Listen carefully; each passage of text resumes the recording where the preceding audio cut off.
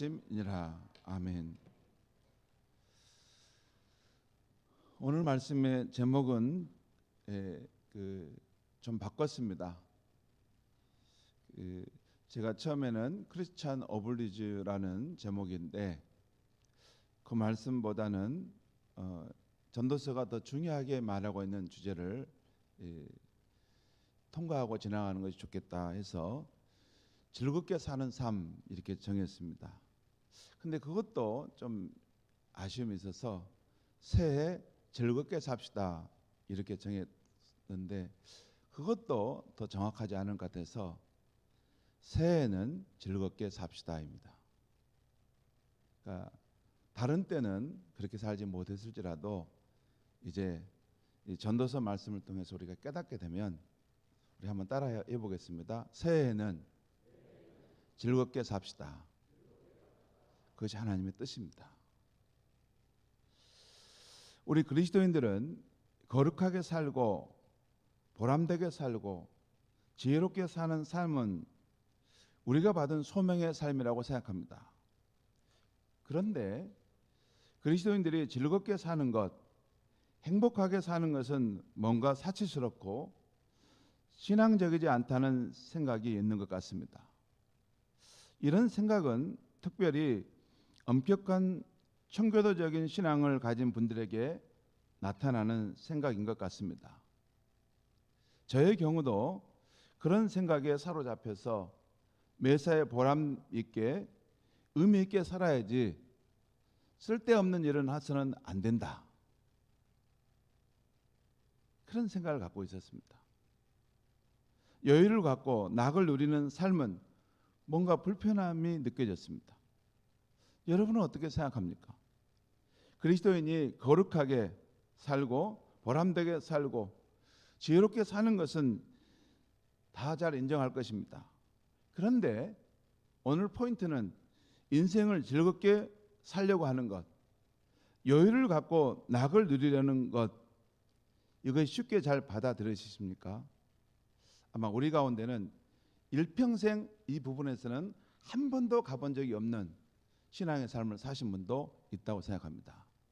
왜냐하면 저도 오직 주님을 위해서 보람되게 헌신하고 또 더 열심히 뭔가 열매있는 삶을 사는 것이 나를 부르신 소명의 자리다라는 것, 이게 저를 꽉 사로잡고 있었습니다.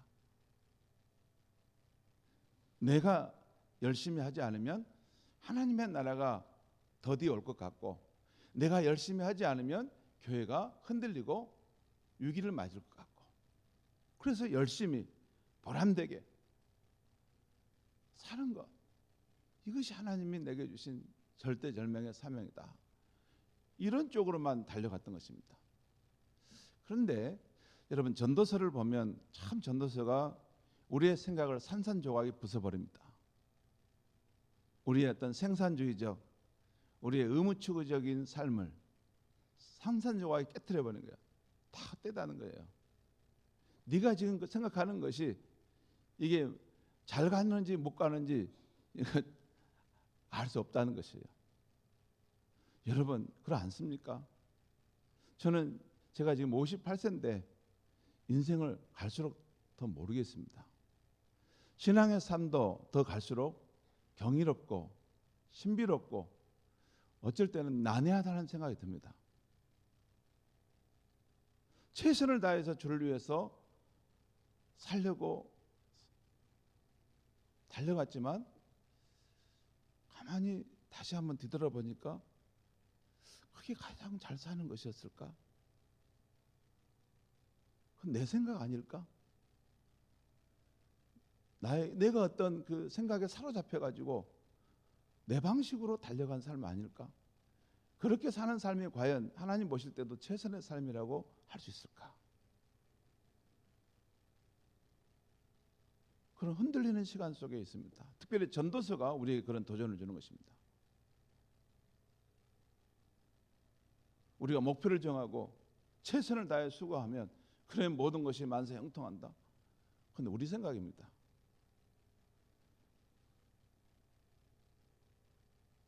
땅보다 하늘이 높은 같이 우리보다 하나님의 생각은 깊고 깊은 것입니다. 하나님도 내 생각대로 되는 건 아닙니다.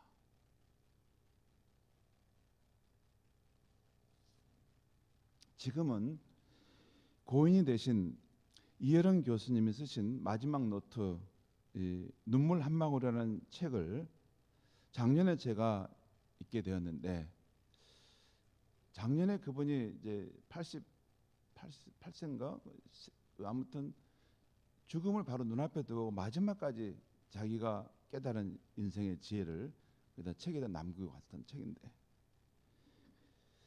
근데 그 책을 읽다가 제가 화들짝 깨우친 것이 있습니다. 그분이 바로 죽음 앞에 이제 막 따라서 그분이 깨닫게 된 것을 거기다 메모해 놨어요. 그리고 자신이 살아온 지난 날을 후회한다면서 이렇게 말하는 내용을 봤습니다. 이건 저의 지혜가 아닙니다. 그분의 지혜입니다. 우리나라 석학이라고 하는 이혜령 교수가 생애 마지막 정점에서 지혜의 가장 최고봉에 섰을 때 그가 깨달은 것을 거기다 쓴 게 하나 있었어요. 이런 내용입니다. 지금까지 나는 의미만을 찾아다녔다. 예를 들면 어두운 밤에 뜬 하얀 달과 별들만을 보았다. 또한 흰 종이 위에 쓰여진 검은 글씨만을 읽었다. 그런데 사실 하얀 달이 돋보이려면 어둠의 바탕이 있어야 하고, 또 검은 글씨가 돋보이려면 흰 바탕의 종이가 있어야 한다. 그런데 지금까지 살아오면서 아무 의미도 없는 것의 가치를 보지 못했다. 그러니까 아무 의미도 없는 것이지만 그 의미의 바탕이 되는 그것의 가치를 몰랐다는 거예요. 그러니까 우리가 볼 때는 아무 의미도 없는 그냥 그 밤하늘이고, 또 아무 의미도 없는 그냥 하얀 종이인데, 사실 이 종이가 없고 이 밤하늘이 없으면 의미가 생성될 수 없다는 것입니다.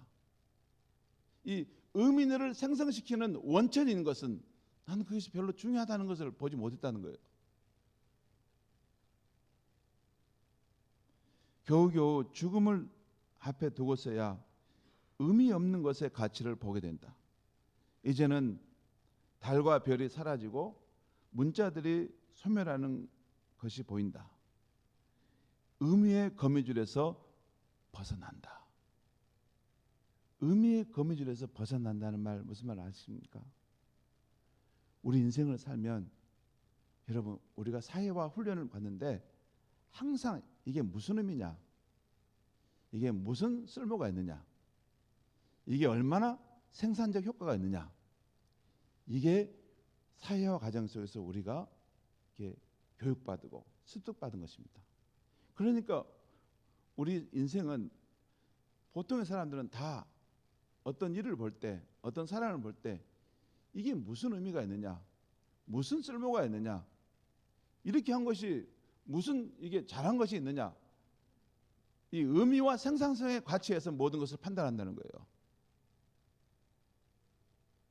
그런데 실상은 의미 없는 것이라고 여기는 그것도 우리 삶에 너무 중요한 거라는 거예요. 거기에서부터 의미 있는 삶이 창출돼 나온다는 것입니다. 의미 있는 삶의 바탕은 거기에 있다는 것이에요.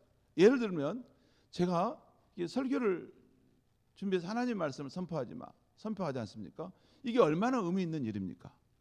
그렇죠. 의미를 창출하는 일이죠. 그런데 여러분, 제가 이 설교를 하기 위해 나오려면 예를 들어 제 아내가 저를 도와줘야 됩니다. 이 양복과 또 이 와이셔츠를 깔끔하게 깨끗하게 다려줘야 되고, 제 옷도 이렇게 준비해 줘야만이, 또 제게 필요한 것들을 이렇게 갖춰줘야만이 제가 이 설교 말씀에 집중할 수 있고 준비해서 이곳에 나올 수 있는 것이죠. 그러니까 이 설교 말씀을 전하는 것은 의미 있는 삶이지만 이 모든 것을 창출하는 것은 별로 우리 눈에 보이지 않지만 그것이 있음으로 해서 내가 여기 서 있다는 것입니다. 동일하게 제가 이 담임 목사라서 여기서 말씀을 전하고 목회를 하지만, 여러분 지금 방송실에서 저를 돕는 이 방송을 보내는 사람이 있고, 또한 우리 부목사님들이 찬양과 기도를 통해서 저 앞에 이렇게 길을 준비해 줬습니다. 그리고 목회할 때마다 저의 모든 것들을 이렇게 협력해서 도와줍니다. 물론 제가 전면에 나서서 무엇을 하지만, 그래서 저는 의미 있는 것을 눈앞에 여러분 앞에 나타내지만, 사실은 우리 저를 돕는 이 스텝, 이분들이 의미 없는 삶을 사는 것 같은데, 바로 우리 담임 목사님이 의미 있는 삶을 살 수 있도록 그 바탕이 되어주기 때문에 제가 여기 서 있는 것입니다. 그렇죠? 그런데 이어른 교수도 놓쳤다는 것입니다. 항상 사람들 앞에 나타나는 의미 있는 거, 효용 있는 거, 그것만 늘 추구하고 살았는데 그 바탕이 되는 것이 얼마나 귀하다는 것을 놓쳤다는 것이에요. 그래서 항상 모든 삶의 기준을 그게 의미 있느냐 의미 없느냐 이걸만 생각했다는 거예요. 그래서 의미의 거미줄에서 걸려 살았다는 거예요. 그런데 죽을 때가 되니까 정작 중요한 것은 우리 눈에 의미 있다고 여겨지는 그것보다 그 의미 있는 것을 창출해주는 그 바탕이 되는 것이 더욱 귀한 것이다. 그것이 없었으면 나올 수가 없었다는 것이에요. 그래서 인생을 생각할 때 무슨 일을 바라볼 때 그게 의미 있느냐 없느냐 이런 잣대로만 바라보는 것은 너무 단편적인 생각이라는 것입니다. 그렇게 보면 예를 들어서 사모가 제 집에 사모가 저를 위해서 다림 그 와이셔츠를 다려주고 양말을 준비하고 또 빨래를 하고 이렇게 밥을 준비하고 이런 것은 아무 무가치한 것이 된 거죠. 그렇지 않습니다. 그건 인간의 독선입니다. 힘 있는 자의 독선이에요. 아닙니다. 담임 목사도 귀하지만 그를 돕는 사모의 역할도 귀하고, 또 담임 목사도 귀하지만 그를 돕는 우리 부목사님들과 성도님들의 역할도 귀한 것입니다. 여러분, 제가 아무리 이 설교 말씀을 이렇게 그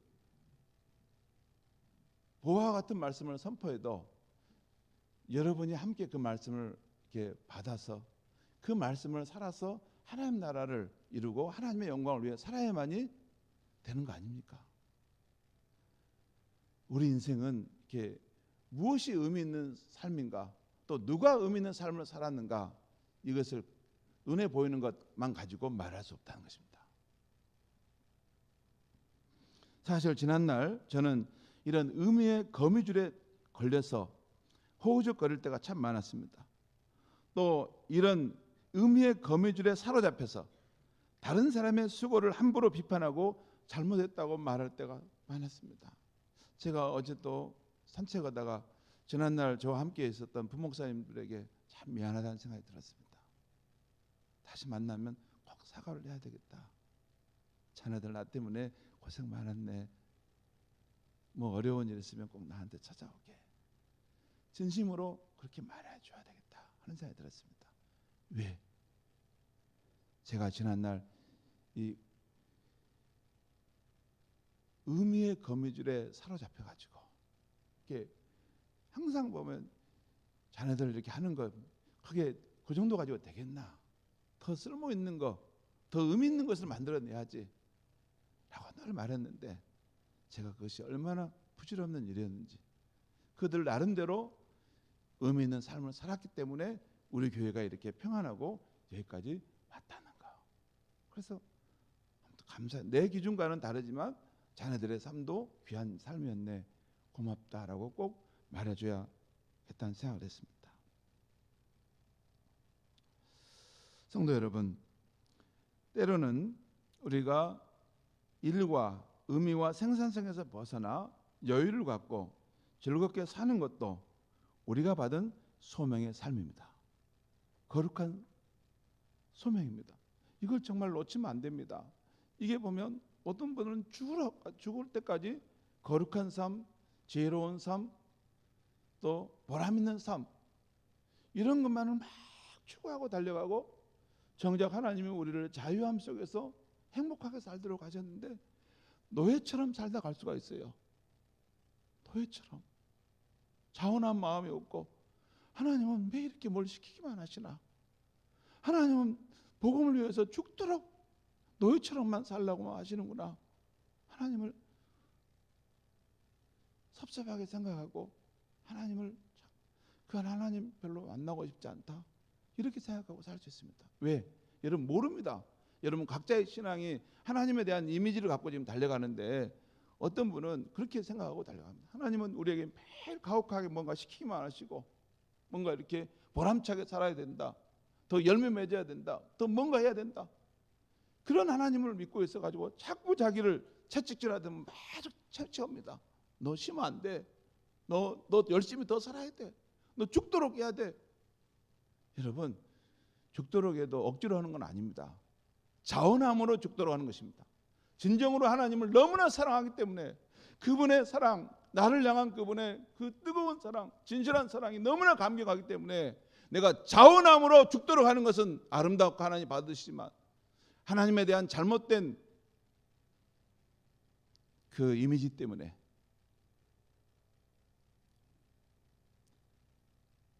보람되게 살아야 돼. 열매를 맺어야 돼. 헌신해야 돼. 이게 실제로 그 사람의 그릇이 그게 안 되는 사람이거든요. 그릇이 안 되는데도 막 그렇게 살라니까 삶이 괴로운 겁니다. 괴로워. 자기 분수에 맞춰 살아야 됩니다. 그만한 그릇이 안 될 때는 하나님 나 잘 안 되지 않습니까? 내가 헌신해 살고 싶고 정말 주님 앞에 열매 있는 삶을 살고 싶은데 제가 잘 안 됩니다. 그래서 제가 이만큼은 제가 주님 앞에 자원해 진실하고 하는데 또 하나 주님 말씀하신 대로 인생을 즐겁게 살겠습니다. 그것도 하나님이 내게 주신 소명의 삶 아닙니까? 여러분 이 말씀은 굉장히 오늘 중요한 말씀일 수 있습니다. 이 관점이 여러분 바뀌면 분명히 우리가 자원함으로 주를 위해 충성하고 헌신할 수 있지만 그와 동시에 또한 그 일에 노예가 되지 않고 우리가 즐겁게 살고 기쁘게 살고 때로는 멍 때리고 지나가도 하나님이 나를 아시겠지. 내가 지금 너무 힘든데 지금 너무나 많이 수고했는데 내가 달려왔는데 잠깐 내가 쉬는 거 하나님 이해해 주시겠지. 그렇게 갈 수 있습니다.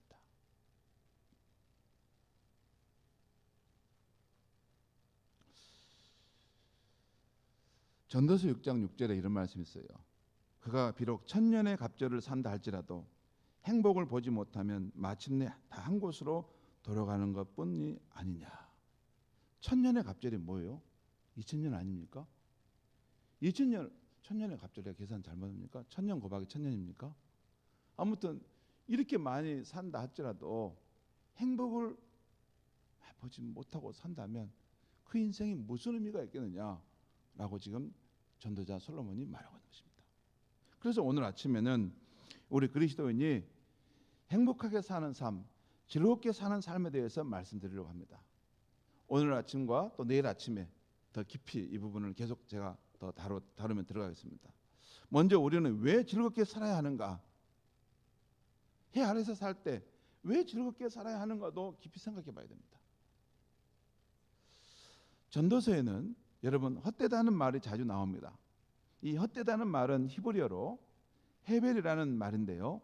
이 헤벨은 입김, 바람, 수증기를 뜻합니다. 수증기 알죠, 여러분? 이렇게 수증기가 피었다가 사라지는 거. 그런데 여러분 바람은 잡을 수가 없습니다. 수증기는 곧 사라집니다. 그래서 헤벨은 잡을 수 없는 거, 사라지고 마는 거, 덧없는 거, 허무한 것을 뜻하게 된 것입니다. 구약 성경에 이 헛되다는 헤벨이라는 단어가 73회가 나오는데 무려 전도서에만 38회가 나옵니다. 거의 대부분이 여기 나온다는 것이죠. 그런데 우리가 알다시피 전도서는 해 아래서 사는 인생에 대해서 쓴 글입니다. 그러니까 지금 우리처럼 오늘 이렇게 이 세상에 사는 우리 인생에 대한 것을 말하는 글이죠. 결국 해 아래 사는 우리 인생이 헛되다는 것입니다. 왜 전도자는 인생을 그렇게 헛되다고 생각했는지 왜 그랬을까? 여러분 왜 그랬을까? 이것도 궁금하지 않습니까? 그래서 제가 전도서에서 헛되다는 말이 나온 그 부분들을 다 찾아봤습니다.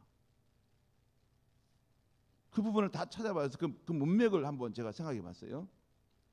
전도자 솔로몬이 세상사와 우리 인생을 헛되다고 말한 이유를 정리해 봤더니 다음과 같은 몇 가지 이유가 있었습니다. 첫 번째는 해 아래의 우리의 인생은 덧없이 사라진다. 그리고 기억됨이 없다는 것입니다. 전도서 1장에 보면 한 세대는 오고 한 세대는 가되 땅은 영원히 있도다. 이 말씀은 유명한 말씀입니다. 한 세대는 오고 한 세대는 가되 땅은 영원히 있다.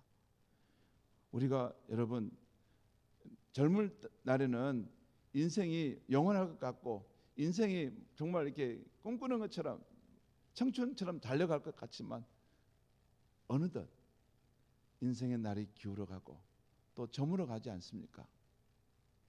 한 세대는 우리 세대는 이제 떠나가고 새로운 세대가 일어나죠.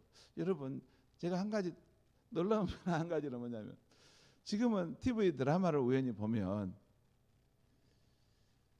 저의 동년배 시대의 그런 주연 배우들 안 나옵니다. 젊은 세대들 20대 30대 세대들이 주인공이 돼가지고 나오는데 맛이 떨어집니다. 전에는 저와 동년배 사람들이 주인공이 돼서 이렇게 막 연기를 하니까 우리 삶처럼 실제가 됐는데 지금은 젊은 세대들이 주인공이 돼가지고 그 젊은 세대 이야기를 하니까 한번 간접적으로 거리가 두어지는 그런 드라마가 됩니다. 아무튼 우리 세대는 이제 가고 또 새로운 세대가 오는데 그 우리 세대가 덧없이 사라진 이후에 우리를 기억하는 사람이 아무도 없다는 것입니다. 그래서 헛되다는 것입니다. 두 번째, 이 해 아래서의 삶은 만족함이 없다는 것입니다. 그래서 전도서 2장에 나오는 것인데 사람이 무엇을 해도 세상에서 무엇을 해도 이것저것 다 추구해봐도 쾌락을 추구해봐도 결국에는 우리 인간의 마음에 텅 빈 이 공간을 다 채울 수 없다는 것입니다. 그게 그래서 헛되다는 것입니다.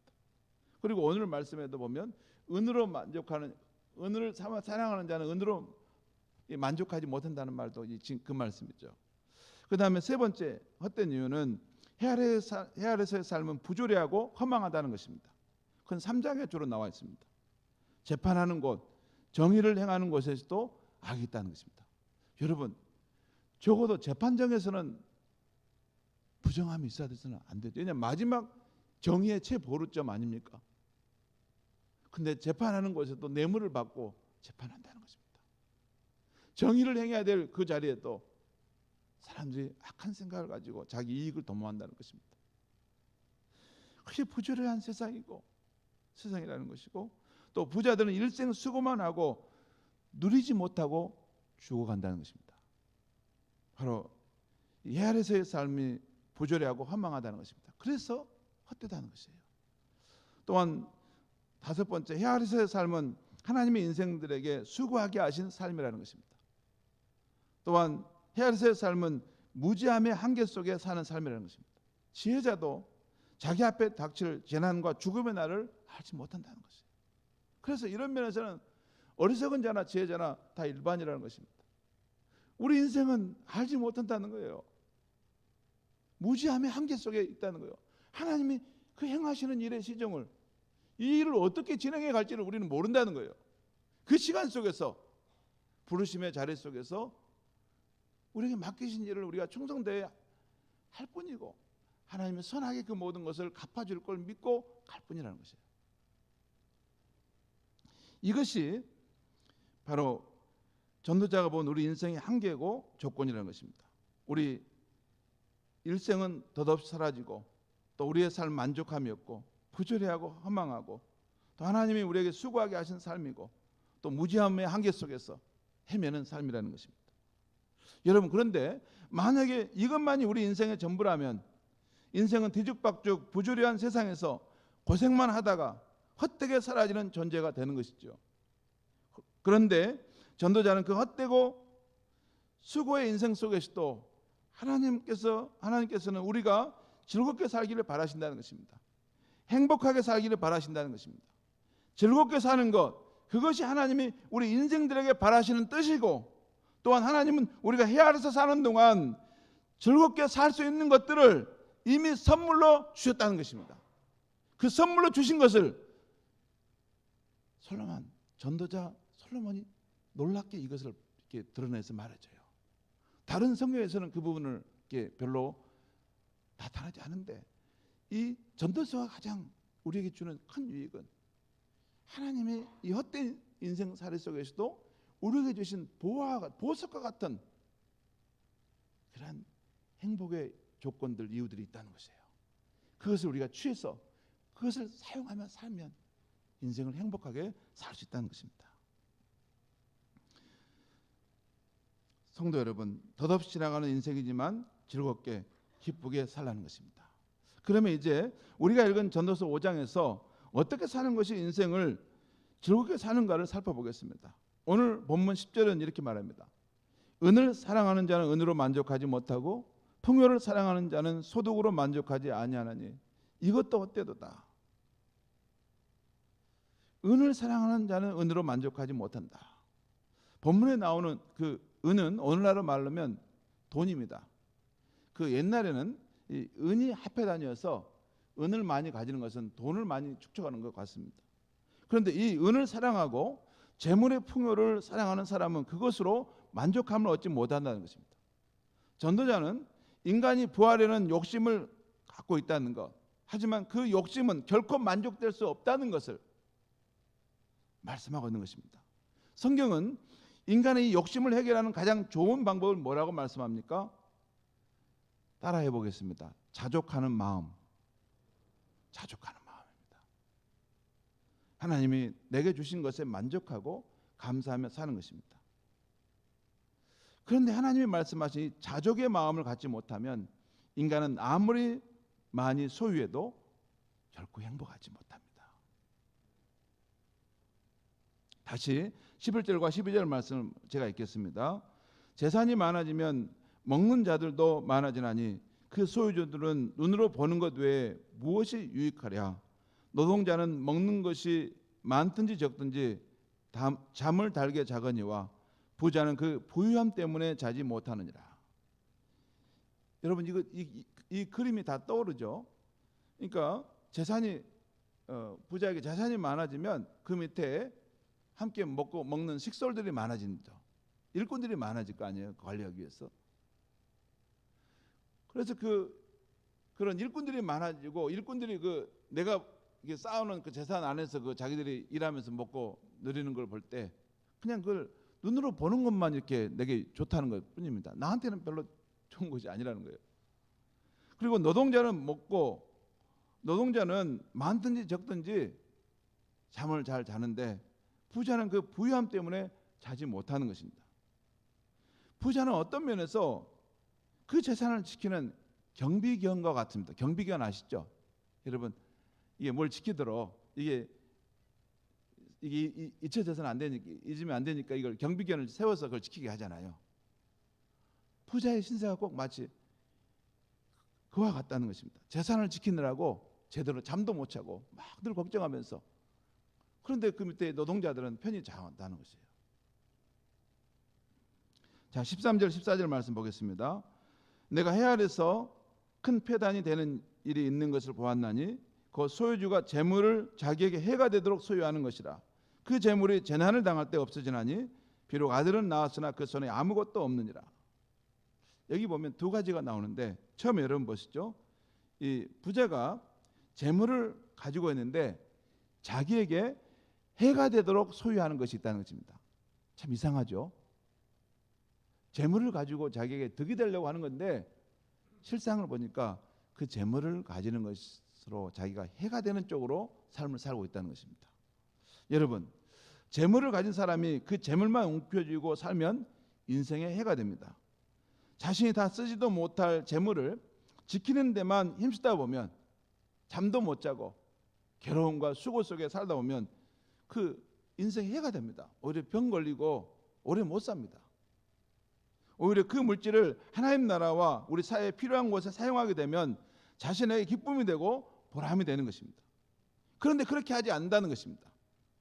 그러다가 어느 날 뜻하지 않는 재난, 교통사고나 또는 무슨 큰 그 투자를 했는데 그것이 꽝 다 이렇게 무너져 버린다거나, 무리들 가운데도 혹시 그럴 수 있죠. 한 3억, 1억, 2억, 5억 주식을 투자했는데 다 이게 다운돼 버린 것입니다. 그 돈으로 하나님의 영광을 위해서 정말 내 주변에 어려운 이웃을 위해 썼으면 좋은데 그렇지 않고 전 재산을 날려버리고 나중에는 자식에게도 아무것도 줄 수 없는 신세가 돼버린다는 것입니다. 그게 그런 삶의 모습이 있다는 것이죠. 다시 15절에 17절 말씀 보겠습니다. 15절 말씀. 그가 모태에서 벌거벗고 나왔은즉 그가 나온 대로 돌아가고 수고하여 얻은 것을 아무것도 자기 손에 가지고 가지 못하리니 이것도 큰 불행이라. 어떻게 왔든지 그대로 가리니 바람을 잡는 수고가 그에게 무엇이 유익하랴. 여러분, 우리가 태어날 때 벌거벗은 몸으로 왔는데 결국 우리가 돌아갈 때도 아무것도 우리 손에 가지고 가지 못하고 돌아간다는 것입니다. 은행 통장을 가져갈 겁니까? 아파트 그 뭡니까? 아파트 그 서류를, 계약 서류를 가지고 내가 이 생을 마치겠습니까? 다 놓고 가는 거죠. 17절 말씀 보겠습니다.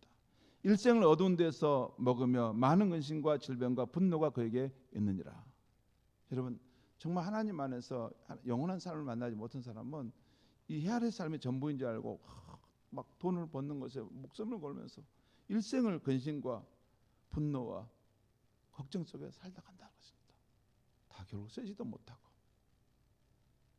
그 전도자는 우리가 돈과 물질에 대해서 어떻게 하며 살라는 것입니까? 돈이 자기에게 해가 되지 않도록 곧 득이 되도록 살라는 것입니다. 돈과 물질이 자기에게 해가 되지 않고 득이 되게 사는 성경이 가르치는 방법은 무엇입니까? 먼저 끝없는 욕심을 절제하면서 자족하는 마음을 가지라는 것입니다. 그리고 그 다음은 자신만을 위해 쌓지 말고 하나님의 영광을 위해서, 이웃의 필요를 위해서 나누라는 것입니다. 너를 위하여 보화를 하늘에 쌓아두라. 우리 예수님이 하신 말씀이에요. 우리 인생에 가진 것들을 하늘에 그 보화를 쌓는 길이 있다는 것입니다. 그렇게 하라는 것입니다. 또 예수님이 말씀하시기를 너희 가진 것으로 은밀하게 후재하라는 것입니다. 그러면 은밀한 중에 계시는 너희 아버지께서 그걸 다 보고 갚아주실 것이라는 것입니다. 바로 그렇게 사는 것이 바로 그 물질이 내게 해가 되지 않고 득이 되고 또 아름답게 하나님의 영광을 위한 삶이 되는 것입니다. 그 다음에 18절 19절 말씀 제가 읽겠습니다. 사람이 하나님께서 그에게 주신 바 그 일생에 먹고 마시며 헤아려서 하는 모든 수고 중에서 낙을 버는 것이 선하고 아름다움을 내가 보았나니.